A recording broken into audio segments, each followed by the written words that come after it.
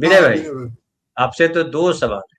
एक तो सवाल ये है कि जो मैंने कहावत कही कि चित भी मेरी पट भी मेरी आंटी मेरे बाप का, वो ट्रम्प जो बड़े वाले गुरु हैं देश के दुनिया के, है ना, उन पे बड़ा फिट है। लेकिन हमें बड़ा गर्व होता है कि हमारे पूर्वज कितने विद्वान थे। ऐसी ऐसी कहावतें, ऐसी की लोकोक्तियां बना के रखी। ये देखिए, नमस्ते करने आ गया ये। तो ऐसी ऐसी ऐसी लोकोक्तियां, रहने दीजिए, हमको अच्छा लगता है, हमको खराब नहीं लगता है। और ऐसी ऐसी लोकोक्तियां और कहावतें बनाई कि जो है कालजयी हो गई। चित भी मेरी पट भी मेरी अंटी मेरे बाप का, ये गांव में हम सुन करके आए हैं, कितने साल हो गए, 35-40 साल हो गए, और अब तक ये फिट है। ट्रम्प पे तो पूरी तरह फिट हो रहा है। हमारे प्रधानमंत्री जी पे भी खूब फिट है। आप कुछ भी करिए, वो कहेंगे वही, उनके अनुसार कर दीजिए तो जय जय, फिर ठीक है, अदरवाइज जो है आप उनका विरोध कीजिए तो आपको खानदान को निकाल देंगे पूरा ये। तो जो हॉर्मुज फिर से बंद कर दिया, और खबर आ रही है कि भारतीय पताका लगा हुआ दो जहाज ईरान से तेल लेकर के आ रहा था, उसको उतर गोली चली और कहा कि पीछे लौट, और पीछे लौटना पड़ा। तो ये ट्रम्प कौन सा खेल खेल रहे हैं और कहाँ जा रही है दुनिया, इस पर भी थोड़ी बात कीजिएगा। और साथ में ये कि नरेंद्र मोदी जी अब श्राप देने लगे और कह रहे हैं कि इसका पाप का जो है, हालांकि वो अपने जो उनका चूंकि हिंदूवादी है और हिंदू लोग ये सब मानते हैं कि वो पाप की सजा मिलेगी। हालांकि पाप पाप की सजा नहीं मिलती, बाप की सजा जरूर मिलती है।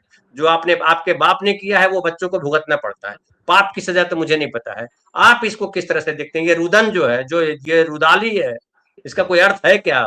हमारे एक साथी हालांकि लिख रहे थे कि ये पब्लिक है, सब जानती है, कहावत पुरानी है, राजेश भाई कह रहे थे, लेकिन मुहावरा ये पुराना है, लेकिन मुझे ठीक नहीं लगता। दरअसल सच्चाई ये है कि पब्लिक बहुत कम जानती है।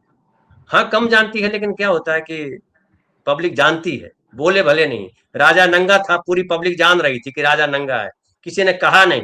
लेकिन ये जो बच्चा बैठा हुआ था जिसको नहीं पता कि राजा का मतलब क्या होता है, उसने कह दिया कि राजा तो नंगा है पापा।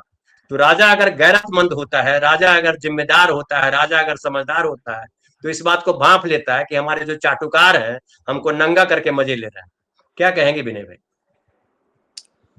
धन्यवाद धनंजय भाई, आपने जो एक बात कही कि जो एक तो राजेश जी ने कहा कि पब्लिक कम जानती है, तो वो इसकी तरफ इशारा कर रहे हैं जिसको हम लोग कम्युनिकेशन के लैंग्वेज में बोलते हैं डीमैसिफिकेशन ऑफ ऑडियंस, है ना।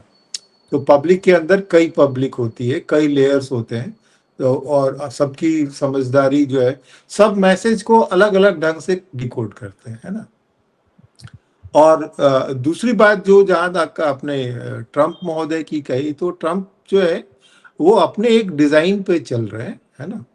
और ये जो हार्मुज जो उन्होंने बंद किया, देखिए इस लड़ाई के बीच में जैसे हम लोग को लगता है कि लड़ाई में चल रहा है, जो नैरेटिव चल रहा है, अमेरिका को बहुत घाटा हो रहा है, लेकिन अमेरिका जो है अब भले लड़ाई ईरान में हो रही है, लेकिन ये लड़ाई जो है अमेरिका और चीन के बीच में चल रही है। और अमेरिका जो है सिस्टमेटिकली चीन का जो एनर्जी सिक्योरिटी है उस पर लगातार हमले कर रहा है। ये भारत का जो जहाज पे जो हॉर्मुज में अटैक हुआ है, इसके दो मायने हो सकते हैं, ठीक है ना। एक एक तो ये भी हो सकता है भारत ने एक तो खबर कितनी सच्ची है, हालांकि जो सूरत आ रही है उसमें ये कि मिनिस्ट्री ऑफ एक्सटर्नल अफेयर ने ईरान के राजदूत को बुला करके उनको तलब किया है और अपनी नाराजगी जताई है। देखिए ईरान में अभी जो दो चीजें आ रही है, एक चीजें तो ये आ रही है कि जो पॉलिटिकल लीडर्स हैं उनका टोन अलग है और जो आईआरजीसी का टोन अलग है ना।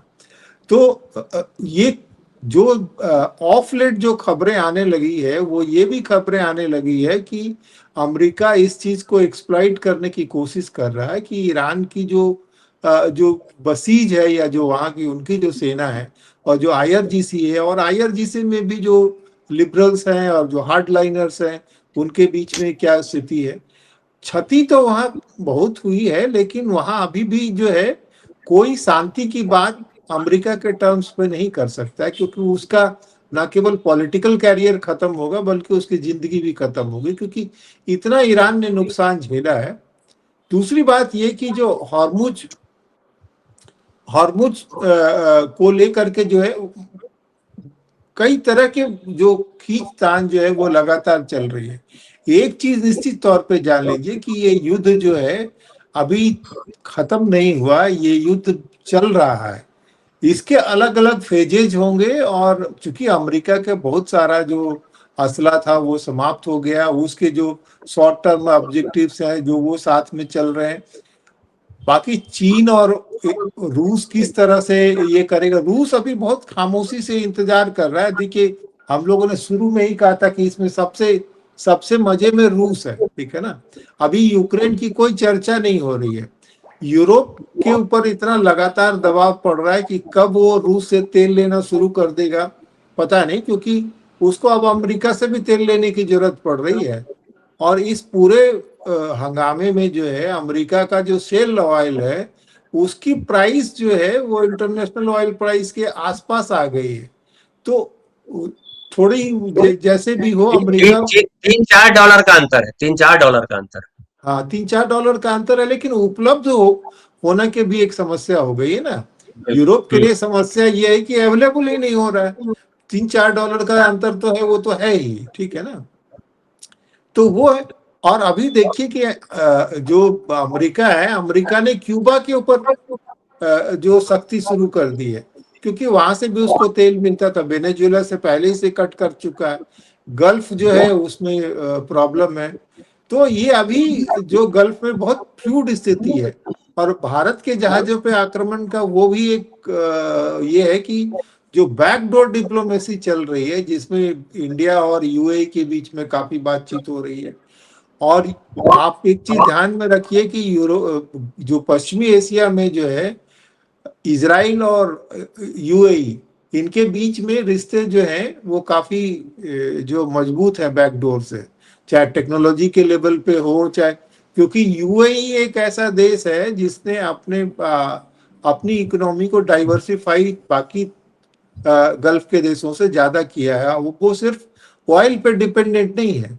और यूएई की जो है वो यूएई को अभी एक मजबूत जो है डिफेंस प्रोवाइडर की जरूरत है, और ऐसे लोगों की जरूरत है जो उसके ये जो क्रेडिबिलिटी लॉस को मेकअप कर पाए। तो मुझको लगता है कि जो ये बैकडोर डिप्लोमेसी जो चल रही है उसका भी कुछ असर हो सकता है, ठीक है ना। क्योंकि यूएई के ऊपर सबसे ज्यादा जो है गुस्सा ईरान का टूटा है ना, क्योंकि वो ज्यादा फिनांस और इसको लेकर के है।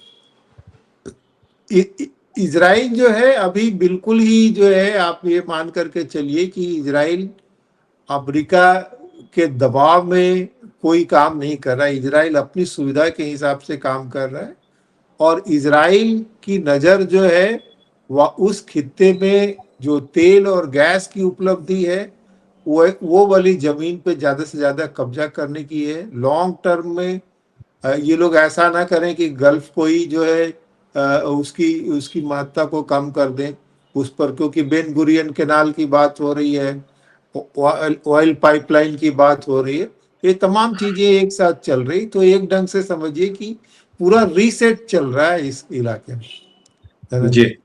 और जी बिल्कुल। प्रधानमंत्री का तो हम जानते हैं कि प्रधानमंत्री जी जो है वो हर उस शख्स को जो है अपने चुनाव के लिए, कोई भी जो उनके रास्ते में है जो उनका विरोध कर रहा है, सबको वो देशद्रोही करार दे रहे हैं। उनका मॉडल जो है वो जो जी फ्रांस का जो लुई 14वां था, जो घोषणा करता था कि आई एम द स्टेट, और उसके अंदर जो है वो तमाम चमत्कारी शक्तियां वो क्लेम करता था, और ऐसा माना जाता था कि वो लोगों को छू करके असाध्य रोगों को ठीक ठीक कर देगा। ट्रंप महोदय भी ये नाटक करना शुरू कर दिया उन्होंने भी, ठीक है ना। क्योंकि जी जो अमेरिका में जो कैथोलिक्स हैं उनकी संख्या काफी है, और वो कट्टर भी हैं, व्हाइट एंड कैथोलिक्स की, तो वो वहाँ की राजनीति को बहुत प्रभावित करते हैं। तो इस हिसाब से बहुत सारी चीजें जो है ट्रंप महोदय को भी नाटक करना पड़ेगा।